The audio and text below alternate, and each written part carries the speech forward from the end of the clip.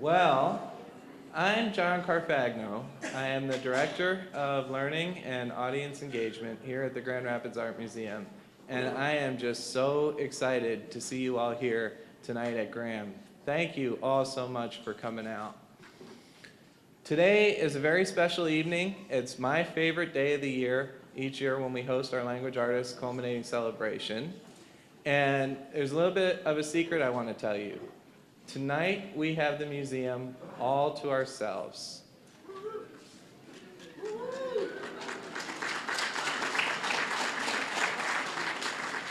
So somebody beat me to the punchline. Yes, that means we can make as much noise as we feel like making.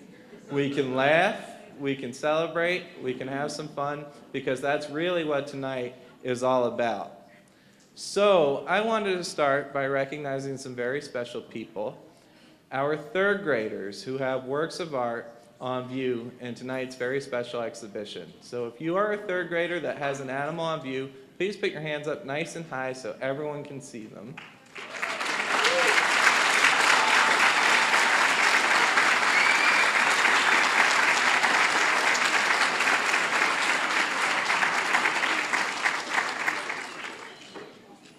These are the stars of the evening, and we are here to celebrate the incredible animals that are on view tonight that have sprung forth from their creativity and their imagination.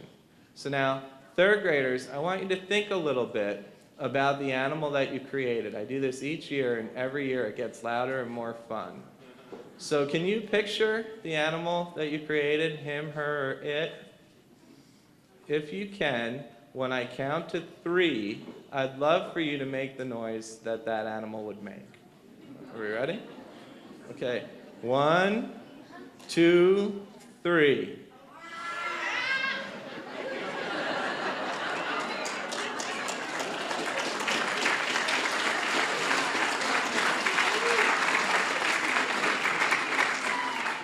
Those were some pretty awesome noises. And I think what we're going to find out tonight is that they're reflective of some wild creations that have sprung forth from this year's unit of study. So, artists, we're so excited that you have joined us tonight. You have made the museum look better than it looks any other day of the year because your art is so fantastic. So we hope that you will continue to visit Graham throughout the course of the year to have inspiration, to continue to be creative, and to share your museum with your families and your friends.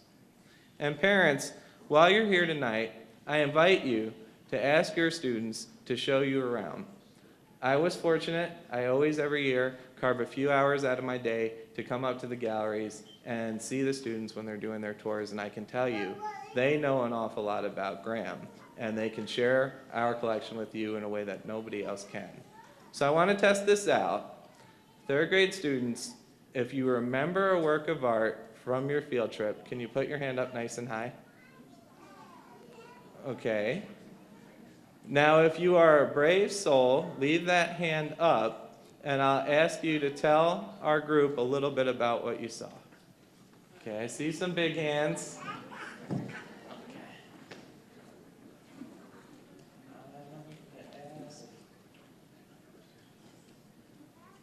Yeah, I'm looking at your name, Malachi Armstrong. Do you want to tell us about a work of art that you saw at Graham? The broken mask. Okay, well, what do you remember about the broken mask? That the broken mask was a ship, but it got broken, and then I think two or one person was helping with 2 horses trying to get her back home. I couldn't have done it better myself. So you said that the mask was broken and 2 horses were getting it back to land.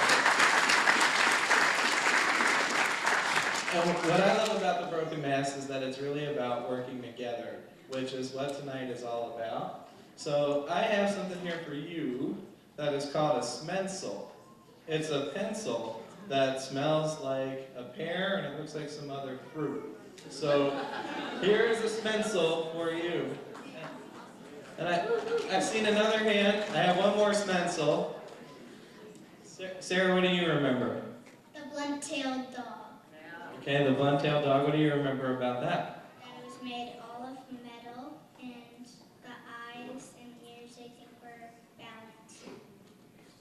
Well done. Alexander Calder's bun-tailed dog is very much about how you use materials to create balance and harmony. So Sarah, I will give you a stencil that smells like soda.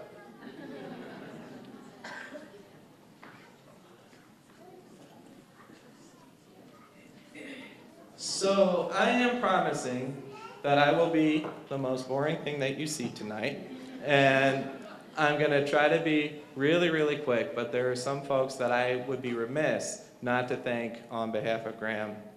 First, our director and CEO, Dana Fries Hansen, is here this evening.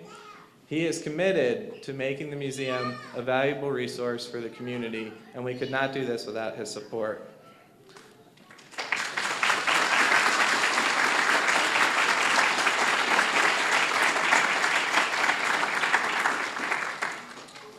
And I mentioned working together. Many of our volunteer docents are here this evening. The docents open the doors of the museum and engage students in learning from our collection every single day. And without our docents, we could not pull this off. So we're very grateful for them. If you see a docent, be sure to thank them and shake their hand. So, all right, docents. Our education department team continues to collaborate on this pioneering unit of study. We all work together on it all year long, and they're here tonight. They've made the building look great. Most specifically, Christopher Bruce, our senior coordinator of school programs, continues to take the program to new heights. He's too modest to say it. Now, we are in 7 districts and 36 elementary schools across the region. So not only are we in GRPS, we're making an impact across the region.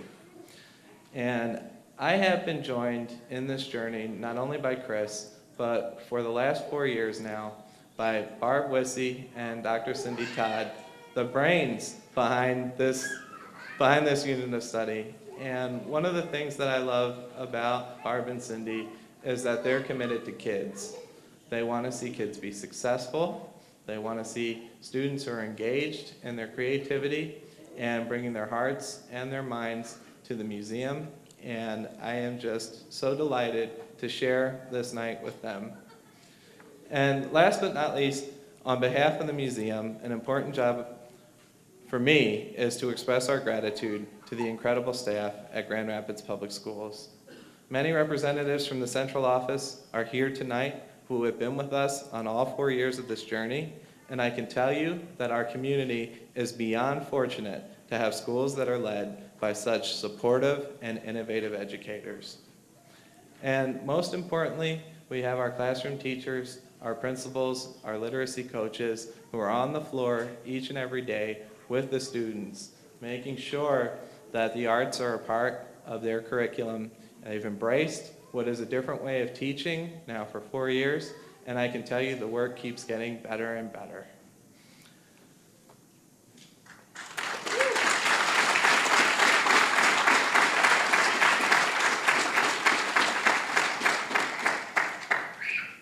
Language Artists has brought national prominence to the region and to Graham. It's been awarded in the past consecutive grants from the National Endowment for the Arts, and we have here some of our sponsors locally who have contributed this year to ensure that we're able to provide the training, the classroom resources, and the school tours that make this unit so great. Some of our sponsors are here tonight, so let's give them one big round of applause.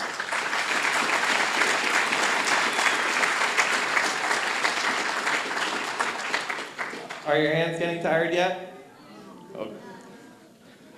And this isn't even the part we've been waiting for. I'm going to walk you through that in just a little bit. In years past, our curriculum team has spoken a lot about the experience. This time around, we want to be sure that you hear about Language Artists from the students that make the program great.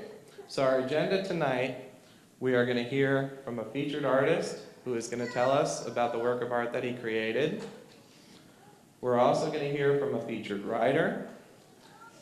And then we'll conclude with presentations by our students who have been deemed highest achievers on the unit from our curriculum team. So without any further ado, I'm going to hand the floor over to Barb Wissey, who is going to bring our stars of the evening from Grand Rapids Public Schools up to the stage, and we'll hear from them.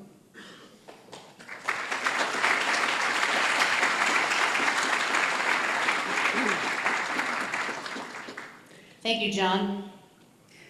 When all four of our student presenters were asked to speak at tonight's celebration, each one accepted the challenge and was eager to work overtime on their presentations. It is my great honor to introduce these talented young people tonight. Our first presenter is Jordon, our featured artist.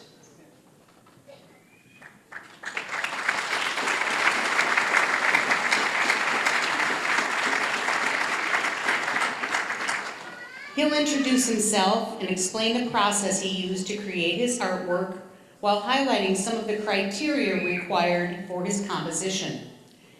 I'm just going to tell you a little bit about Jordon. Jordon told me while we worked together that he really enjoyed his trip to Graham. He said he could tell the artists worked very hard at what they did.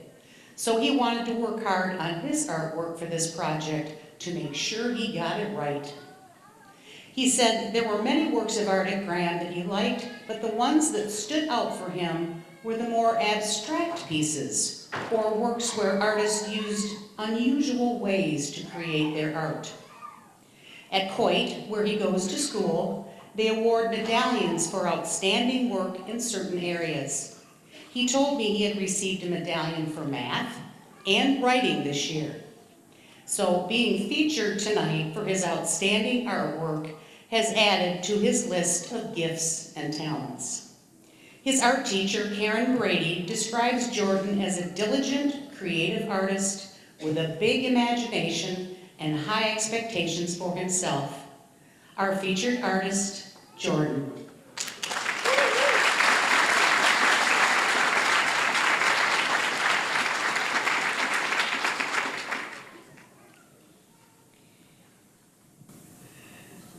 After our field trip to Graham, we started on our own artwork in our class. First, we talked about all kinds of animals, their habitats, and what they eat. Then we started sketching different animal combinations. First, I was going to do a cat with eagle wings, but after I sketched it, it didn't turn out how I thought. So I kept thinking of combinations. Our art teacher, Miss Brady, had pictures of many animals available to help give us ideas. I chose the rhinoceros right away. There was also a picture of a brontosaurus, but I wanted to combine the rhino with a different dinosaur, a stegosaurus, which I remembered from the movie of Jurassic Park. After I had picked my two animals and did a sketch, I started creating my creature named Ronnie. I started with his head and added the rest of his body all the way to his tail. I colored it with crayons in gray and blue to make him look wrinkly and bumpy. I lined his back with golden spikes of different sizes and gave him two horns, one over his eyes and the other over his nose. Then I cut him out and set him aside. Next, I started thinking about the habitat with the setting. I chose lots of warm colors to show the hot habitat for Ronnie. We created a watercolor wash background. First, we got our whole paper wet. Then, we added paint and let the colors blend and swirl naturally. Then, we let the paper dry. Miss Brady had lots of materials available for us to choose from for the collage. I tore up wallpaper to create my big tree in the bush. In my story, I describe it as the bush that never dies with magical creatures that grow back as soon as you eat them.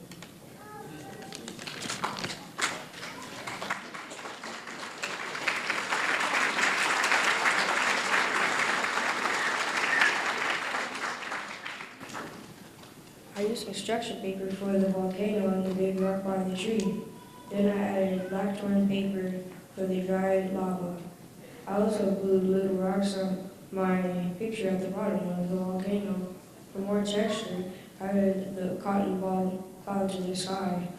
After all glue dried, the last thing I did to finish my picture was to glue Ronnie onto the paper. This is the process that I used to create my artwork.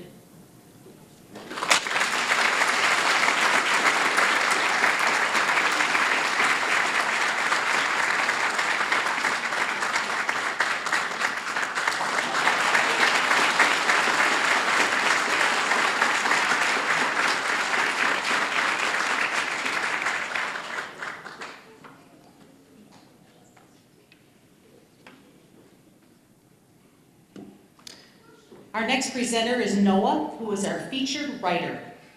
Noah will introduce himself, he will then read his story, and then he will explain the writing process. While we were working together to prepare for his presentation tonight, I told him several things that I liked about his writing and about his story. First, his transitions make his writing very organized and interesting to read. Also, I said I was impressed with his word choice and the way he phrased certain things, like when he says, there was dark and then there was light. I said, you know, Noah, most kids would just say the next day. He said, actually, those words never popped into my head. This is the way I wanted to say it. So there.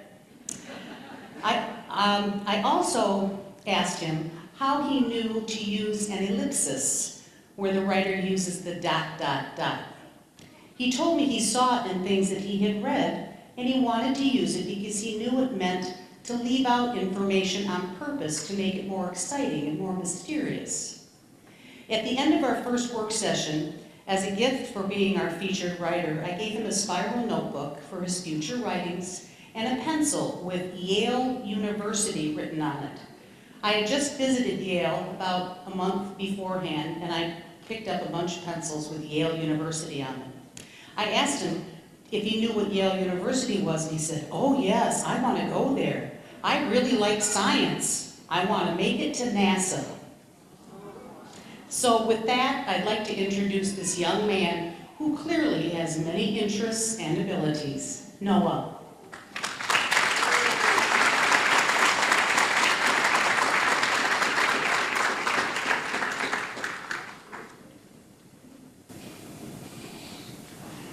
Hello, my name is Noah Krull.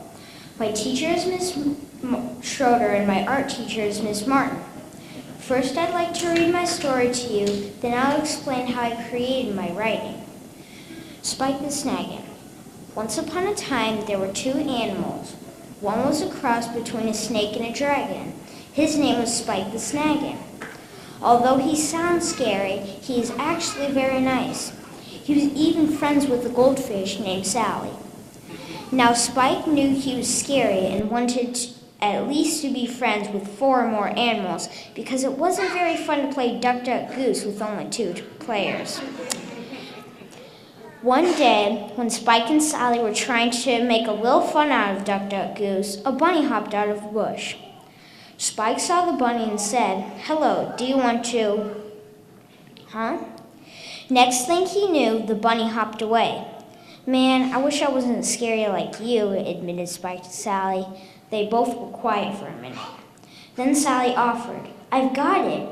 All we have to do is call the animals from the forest and tell them that you're not scary.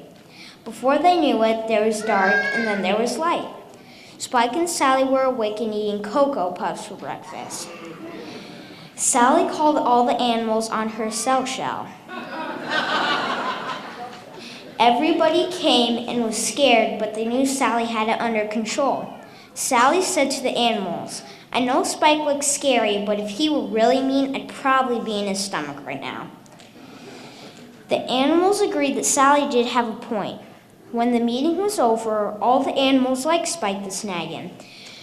Spike was overjoyed because now he could play his favorite game with more than 2 players. Spike yelled to the animals, let's play Duck, Duck, Goose.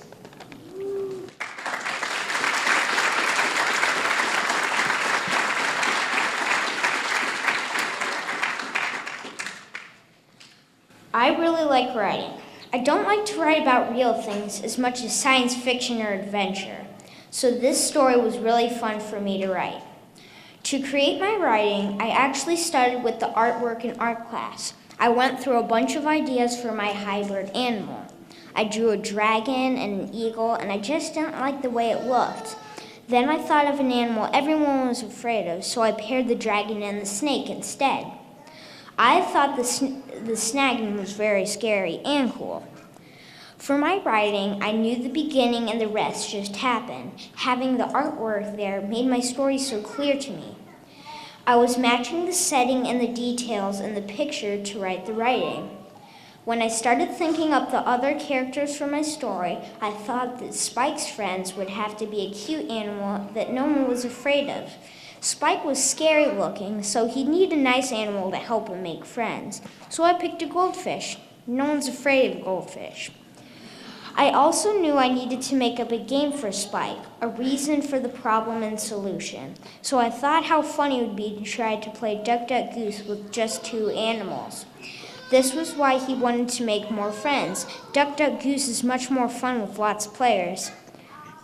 When my first draft was done, I started doing some revising. I used a list of better words for dialogue that my teacher gave me. So I changed the boring "said Spike" to words like "admitted" and "offered" when I wrote my dialogue. Sometimes stories can help you learn a lesson, like a moral. Just because someone looks mean and scary doesn't mean they really are. You never know what's inside someone, and that's what really counts. Thank you.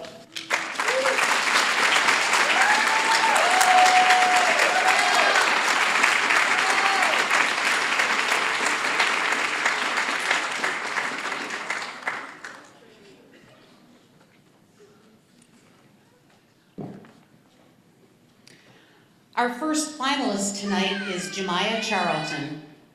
When I worked with Jamiyah to help her prepare for her presentation tonight, I asked her to describe how she created her picture.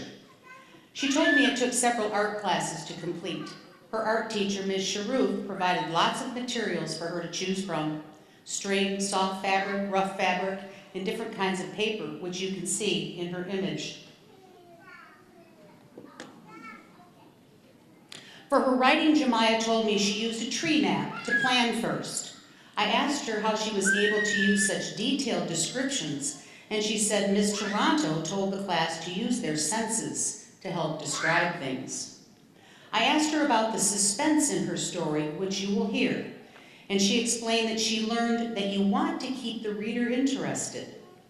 She wanted to keep them in suspense for as long as she could about what her main character was afraid of. We also talked about the fact that she included a lesson learned in her story. I asked her how she got that idea, and she thought for a minute, and then she said, "Well, I used to be afraid to ride a roller coaster. My brother told me not to be scared, so I tried it and I was scared, but I really liked it. So that's why I had Burfie take Dero on the same walk as the day before so she could face what she was really afraid of." Other things to listen for as Jamiyah reads are just enough dialogue.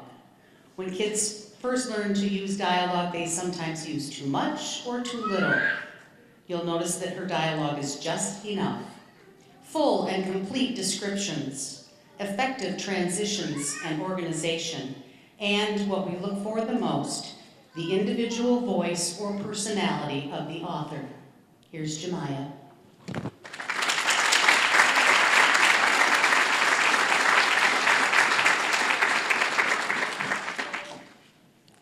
Hello, my name is Jamiyah Charlton. I go to Campus Elementary School. My teacher's name is Miss Toronto, and my art teacher's name is Miss Sharuth. I'll be reading my story first, then my compare and contrast piece. The title of my story is I'm Not Afraid Anymore. Hi there. My animal's name is Dero. She has a long bushy tail because she is part horse. The other part of her is deer. Therefore, she has antlers on her head. She lives in a forest and keeps herself clean by taking baths in the sparkling lake. One day, Dero was eating leaves as she would on any normal day. Her friend Burfie came flapping along. Burfie is half bird, half flamingo. Hi, she said. Dara replied, Hi, Burfie. Would you like to go on a walk through the forest with me? Sure, that would be nice, and plus that would be great exercise, Burfie answered. Burfie and Dara began to walk through the tall trees covered with multicolored leaves. All of a sudden, Dara saw it, and it made her stop in her tracks. Ah! I'm out of here, she yelled to Burfie. She quickly ran all the way home, thinking about how her biggest fear had come back to haunt her. She felt bad for leaving Burfie all alone, but she knew that Burfie would understand because she was the only friend she had who knew about her biggest fear. Once she reached home, she decided to take a nap. The next day, Burfie visited again. Hi there, Burfie, Dara said. Hi, Dara. Are you all right after what happened yesterday? Asked Burfie. I am. I just hope that no one heard me scream or saw me run away from that. She paused. Why didn't you finish your sentence, Dara? Because I don't want anyone to hear what I ran away from. Relax. There is no one around except me and you, Dara said. I know what we need to do. We need to come up with the idea that will help you get over your fear. We will start practicing tomorrow. So the next afternoon, Burfie returned as promised. So to help you, we need to go back on the same walk that caused you to get scared the other day. How is that going to help me? Dara questioned. Just know that it will work, said Burfie. So on the walk they went. After minutes of traveling the path, Dara began to feel dangerously scared. Her heart was beating fast. Ahead she could see the thing that scared her most, but she was determined that it wasn't going to make her run away again. She walked right up to it and shouted, You don't scare me, you weak apple. The apple shook. Dara thought she scared me. Burfie and Dara began to jump for joy. You did it. You aren't afraid of apples anymore. I'm so proud of you, exclaimed Burfie. Thank you for your help, Burfie. You are a good friend, Dara said. But I have to do one more thing. She walked back to the apple tree and gulped down one strawberry red apple. Crunch, crunch. These apples are so delicious. I can't believe I was so afraid of this fresh and juicy fruit. From that day on, Dara enjoyed fresh apples right from the tree for breakfast, lunch, and dinner. It just goes to show that facing your fears can be very healthy for you.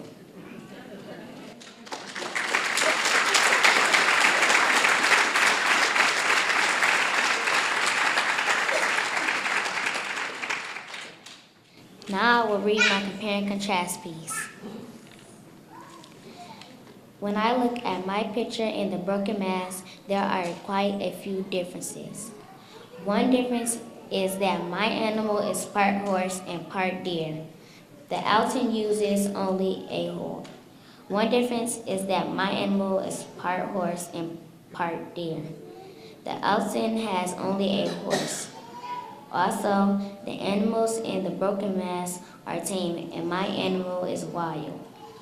Another difference is that in the broken mask, the animals look like they might be tired and hungry. In my picture, the animal's eating and looks happy.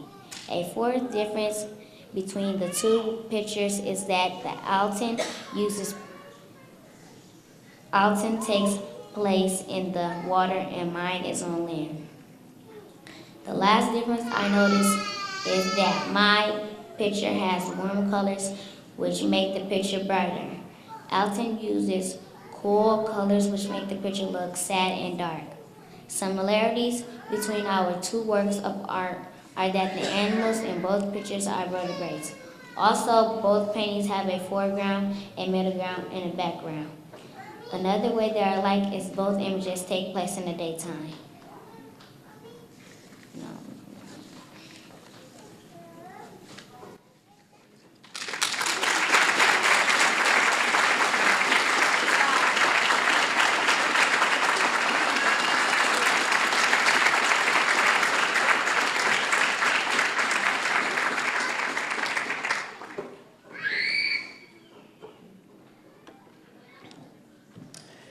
Our second finalist and our last student presenter tonight is Liliana.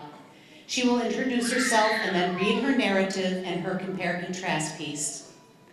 In our work sessions to prepare for tonight, Liliana started by telling me that she loves dogs and cats, so she combined a leopard and a dog. She named the leopard dog Aesop, after the famous Aesop she read about. As you will see, her story is heavily influenced by reading many of Aesop's fables. Liliana also shared that she got her idea for the problem and solution after Nurse Nancy visited her classroom to talk about not bullying others and helping kids who are being bullied. To start writing, she made a plan using a thinking map. With her plan and her picture of Aesop on her desk, she wrote her first draft.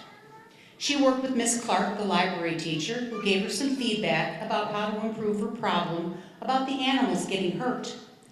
She also suggested including a little bit more dialogue. So Liliana did some revising. Then she worked with her teacher, Mrs. Howard, who gave her feedback about using her senses and choosing better words in her descriptions. So Liliana did some more revising and then wrote the final copy. As our resident brain theory expert, Dr. Cindy Todd, would tell us, one of the ways students learn best is through feedback from their teachers about their schoolwork. Liliana's feedback from caring adults and her hard work and perseverance proved successful as she is honored as a finalist tonight. Liliana told me that her mother asked her what she wanted to be when she grew up, and at first she told her mom she didn't know. But after thinking about it, she said, either a writer or an artist. We think she'd be great at both. Liliana?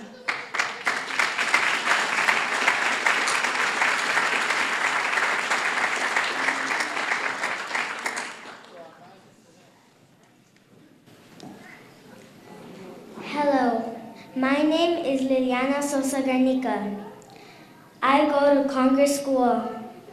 My teacher's name is Mrs. Howard and my art teacher is Mrs. Aga. I'll read my story, then I'll read my compare and contrast piece. The Bullies. Long ago in the forest, there was a leopard dog named Aesop. Aesop was hanging around with his friend.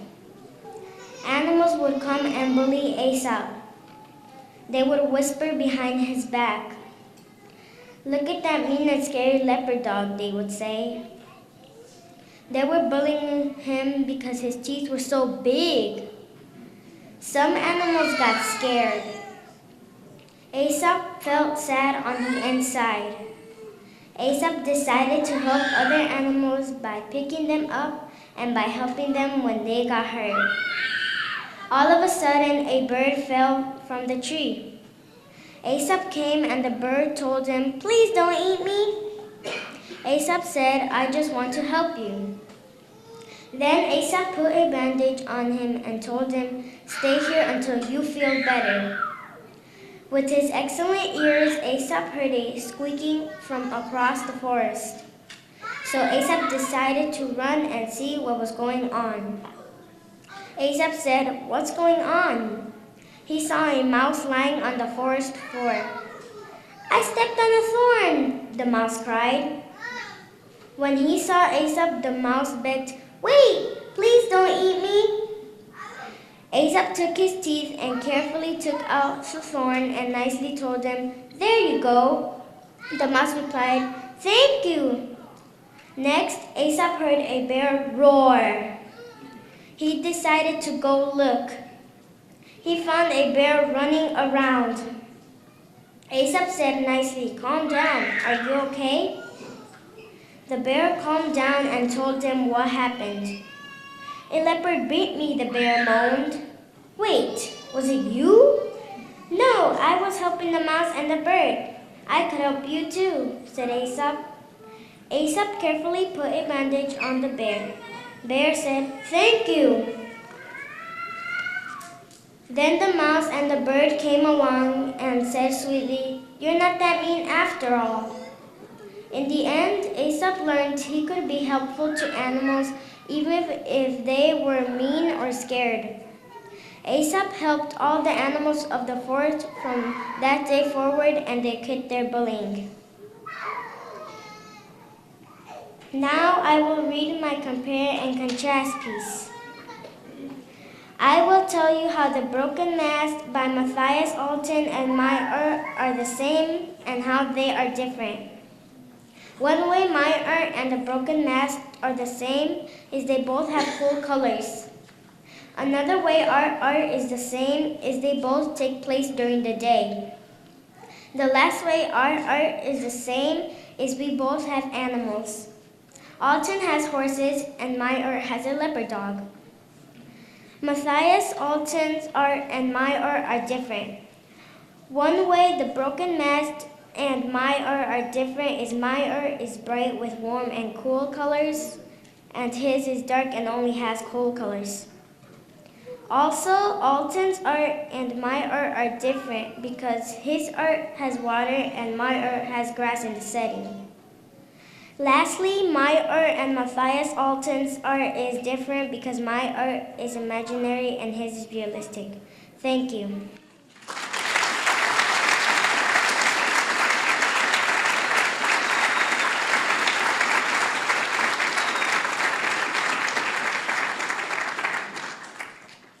Okay, now I have a really tough act to follow here. And I am going to take the lead, I think, from our language artists and try to use just the right amount of dialogue as we conclude this evening's event. But before we leave the auditorium, it is very important, I am going to call our exhibiting third graders up to the stage so that we can get a picture. Everybody looks so good. It would be a shame not to get a photo of that. But before I do that, I wanted to let you know that all of our students who have a work of art in tonight's exhibition are going to leave with some special gifts from Graham. They all got limited edition postcards that feature their language artist creature, and I think they look pretty good, and I hope they'll exercise those writing skills and send some letters out to friends and family. You got a pencil with which to do that and to continue making sketches. They're Graham grit pencils, they're a ton of fun to write with. And you are all receiving passes to come back to Graham to share the museum, your museum, with your friends and your family. Our finalists, Liliana and Jamiyah, are also going to receive a year-long membership to Graham, so Graham will be free to you for the entire year. We hope that you'll continue to create, continue to come and look at our works of art, and continue having fun here. Does that sound good?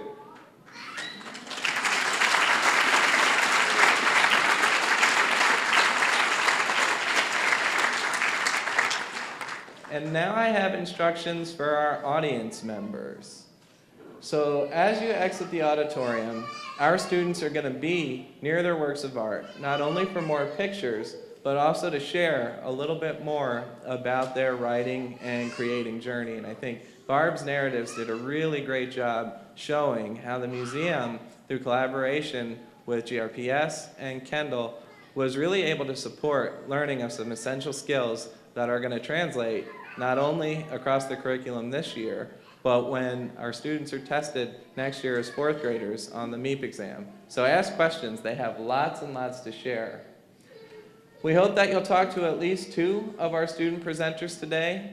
They're excited to let you know about their works of art and their writing. So again, I encourage you to ask them some questions. We hope that you'll enjoy some light refreshments in the museum's East Court, which is located right out the doors over there. And if you are so inclined, the museum has great summer camps, and we are having a raffle today. You have a chance to enter to win free admission to our summer camps. So I encourage you to do that up by the front door. So most importantly, thank you and have some fun tonight. And now I would like to call our third graders up to the stage for the photo that we're going to take.